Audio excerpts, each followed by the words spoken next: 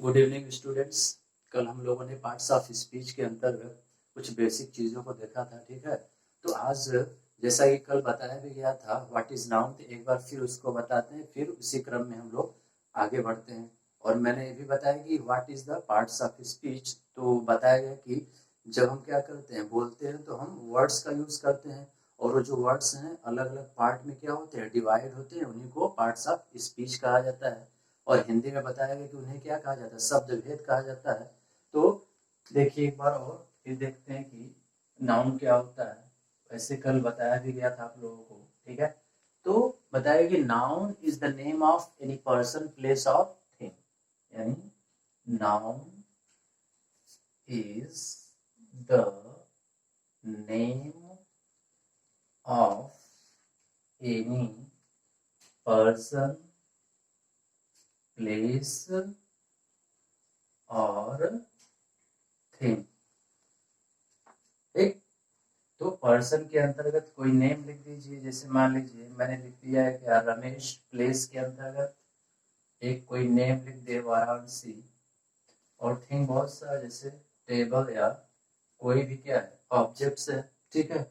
और मैंने बताया था कि नाउन में ही क्या है, यहाँ पर एन से मैंने बताया था नेमिंग वर्ड हो कोई, ठीक है। ओ फॉर एनी ऑब्जेक्ट हो, यू मतलब यूनिवर्स में जो भी चीजें हैं, ठीक, जिसको आप देखते हैं या नहीं देखते हैं, वो उसका जो फैक्ट है वो क्या है, नाउन है।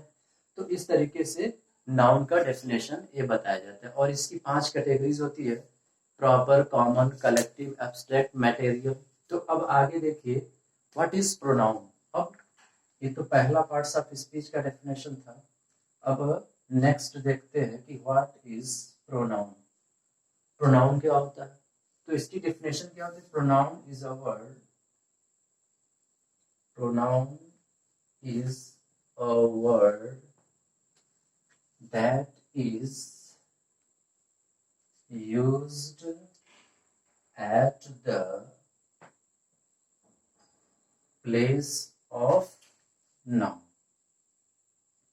तो प्रोनाउन क्या होता है कि प्रोनाउन के डेफिनेशन में आप देख रहे हैं कि pronoun is a word that is used at the place of noun. यानी नाउन के प्लेस पर जो यूज किया जाता है उसको हम प्रोनाउन कहते हैं। इसका मतलब क्या है, यानी प्रोनाउन से पहले क्या है कि नाउन होना चाहिए, ठीक है। वो हिडन हो सकता है, जैसे यहाँ पर क्या है, ये सब के सब नाउन थे। अब इन्हीं को हम क्या कर दें, एग्जाम्पल्स के रूप में, एग्जाम्पल्स के रूप में, जैसे ये आपका नाउन था तो इस यहाँ पर एग्जाम्पल लिख रहे हैं इसी नाउन का, ठीक है। तो रमेश का क्या हो जाएगा यहाँ पर, प्रोनाउन विल बी ही। उसी तरह वाराणसी प्लेस के लिए क्या होता है, हम प्रोनाउन इसका यूज करते हैं, it, this is the pronoun. और कोई नॉन लिविंग है, टेबल देख सकते हैं, जिसका प्रोनाउन क्या हो जाएगा, it is also will be it.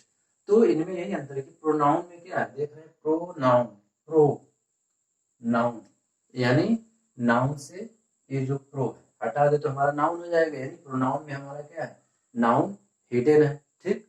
तो इसमें और देखते हैं आगे। अब देखिए नाउन और प्रोनाउन मैंने लिखा हुआ है, तो एक तरफ कॉलम नाउन का रहेगा और देखिए उसका प्रोनाउन क्या होता है। जैसे मान लीजिए एक सेंटेंस लिखा हो, सॉरी एक वर्ड लिखा हुआ है अज, आप देख रहे हैं किसी पर्सन का नेम लिखा हुआ है, ठीक। तो इसका प्रोनाउन क्या हो जाएगा, इसका प्रोनाउन हो जाएगा ही। और ही का यूज जानते हैं मेल कैटेगरी के लिए किया जाता है, ठीक, यानी मेल के लिए। अब यहाँ पर ऐसे दे दिया जाए, यदि मान लीजिए लिखा हो सीमा, सीमा, ठीक है। तो ये क्या है, नेमिंग वर्ड है, यानी नाउन की कैटेगरी हुई। अब इसका हमको प्रोनाउन स्टैंड कराना होगा तो क्या हो जाएगा, यहाँ पर हो जाएगा सी। और सी किसके लिए यूज किया जाता है, फॉर द फीमेल जनरली। लेकिन जो अर्थ है वो उसके लिए आप सी का यूज करेंगे, ही का यूज नहीं करेंगे। क्यों, क्योंकि उसमें क्या होता है, अर्थ में प्रोडक्टिविटी होती है, यानी वो उपजाऊपन होता है, जिससे क्या होता है जो क्रॉप्स है वो उस पर उगते हैं। ये तो रहा बात जिसको आप देख सकते हैं। अब देखिए जैसे लिखा हो air, I can not see air, ठीक है। तो इसका प्रोनाउन क्या यूज करेंगे आप, इसका हो जाएगा इट, क्योंकि इसमें कोई मेल फीमेल की कैटेगरी नहीं, इसीलिए हम यहाँ पर नहीं लिखेंगे, ठीक। उसी तरह से वाटर लिखा हो तो वाटर का भी क्या हो जाएगा, प्रोनाउन विल बी इट, ठीक है।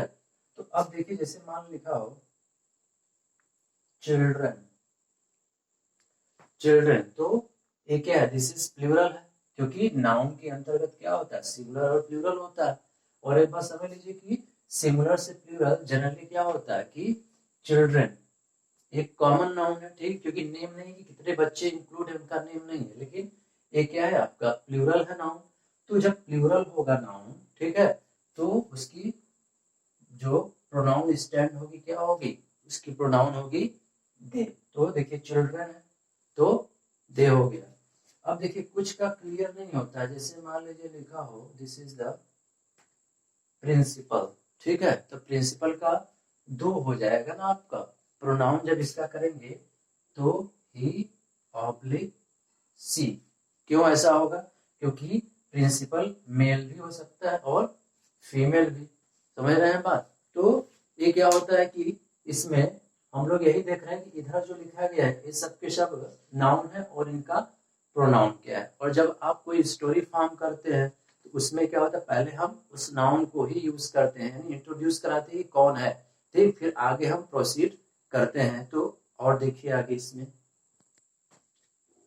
नंबर 3 पार्ट्स ऑफ स्पीच है एडजेक्टिव, ठीक है, दो मैंने बताया। Number 3 is the adjective. तो एडजेक्टिव क्या होता है, डेफिनेशन है कि an adjective is a word that qualifies a noun और प्रोनाउन। एडजेक्टिव एक ऐसा वर्ड होता है जो किसी नाउन या प्रोनाउन को क्या करता है, क्वालिफाई करता है, यानी उसके क्वालिटी को बताता है, ठीक है। तो क्वालिटी गुड भी हो सकता है और बैड भी हो सकता है। तो देखिए कैसे समझेंगे, इसमें एग्जाम्पल मान लीजिए लिखा हो एक राम इज अ स्टूडेंट, ठीक है, ये एक एग्जाम्पल मैंने लिखा कि राम इज अ स्टूडेंट, और दूसरा मैं यदि लिखूं Ram is a good student, ठीक है। तो आप देख रहे हैं कि राम और स्टूडेंट, राम क्या है, ए नाउन है और ए भी नाउन है, यानी ए भी नाउन है and this is also what, this is also known, यानी ये फर्स्ट है नाउन, दिस इज सेकेंड। लेकिन डिफरेंस क्या है, यदि आप ध्यान दें तो राम एक क्या है, प्रॉपर नाउन है, और इसी का स्टूडेंट क्या है, कॉमन नाउन है, ठीक है। तो यहाँ पर एक वर्ड जो आप देख रहे हो गुड, गुड किसको डिनोट कर रहा है, स्टूडेंट को, जो कि नाउन तो है ही, ठीक, और ये जुड़ा हुआ है राम से, यानी ये आपका क्या है, this is what, this is adjective, यानी यहाँ पर नाउन को क्वालिफाई किया हुआ है, ठीक है। तो ये क्या हो गया है आपका एडजेक्टिव यहाँ पर हो गया है। तो और एग्जांपल देखिए इसमें, जैसे देखिए लिखा हुआ है ही इज लिखा हुआ है वीक, ही इज वीक, वह कमजोर है। तो यहाँ पर अभी मैंने बताया था ही यहाँ पर क्या है, ही इज प्रोनाउन, ठीक है, ये प्रोनाउन है, और वीक मीन्स जानते हो क्या होता है, कमजोर, ठीक है। तो ये क्या है, ये आपका एडजेक्टिव हो गया। हालांकि प्लेस चेंज है, अब इसके बाद कुछ है नहीं, ठीक, लेकिन इसके पहले वाले एग्जाम्पल में क्या था, इसके एडजेक्टिव के बाद आपका नाउन आया हुआ था। तो ये है, ठीक है, नाउन या फिर प्रोनाउन की क्या करता है, ये क्वालिफाई करता है। अब जैसे मान लीजिए लिखा हो this boy is playing chess, this boy is playing chess. तो अब इसमें देख लो दिस बॉय, यानी ये बॉय क्या है, दिस इज द नाउन। अब इसकी तरफ क्या कर रहा है, इशारा कर रहा है, यानी उसी लड़के को बता रहा है दिस बॉय। यदि आप ध्यान दिए होंगे तो एक होता है डिमॉन्स्ट्रेटिव प्रोनाउन होता है, ठीक है, लेकिन डिमॉन्स्ट्रेटिव प्रोनाउन एक होता है डिमॉन्स्ट्रेटिव एडजेक्टिव। जब दिस दैट दिस दोस के बाद डायरेक्टली कोई नाउन आता है, ठीक है, तो वहां पर एक किस चीज का फंक्शन करता है, एडजेक्टिव का करेगा, ठीक। तब आप कहेंगे तब दिस प्रोनाउन का कैसे करेगा, बहुत इजी है। मान लीजिए लिखा हो दिस इज अ बॉय, तो व्हाट इज, ये यहाँ पर क्या है, यहाँ पर ये आपका प्रोनाउन है, ठीक।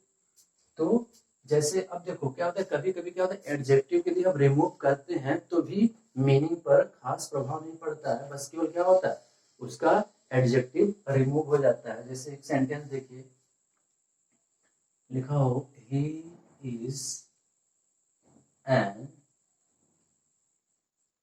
इंटेलिजेंट स्टूडेंट, लिखा he is an intelligent student लिखा हुआ है। तो यहाँ से भी आप इसको रिमूव करेंगे, यानी हम एडजेक्टिव को रिमूव करेंगे तो यहाँ पर क्या होगा, हम ऑ लगाएंगे, अंडरस्टैंड, तो हो जाएगा ही इज अ स्टूडेंट हो जाएगा यहाँ पर। यानी यदि रिमूव करा दे एडजेक्टिव किस केस में, जब वो एज अ कंप्लीमेंट ना हो।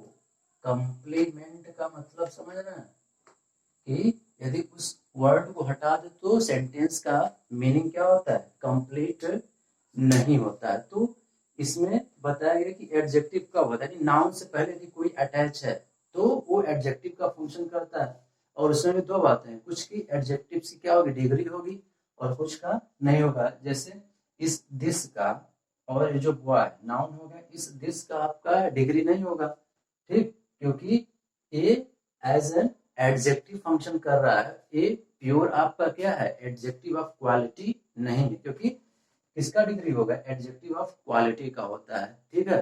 तो और देखिए इसमें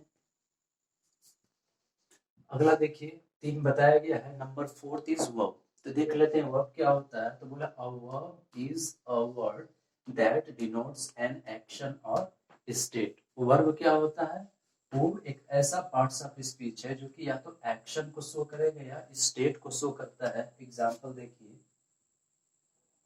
जैसे मान लीजिए लिखा हो Ram is in the class, लिखा है Ram is in the class. और दूसरा इसी का लिखा हुआ है राम इज प्लेइंग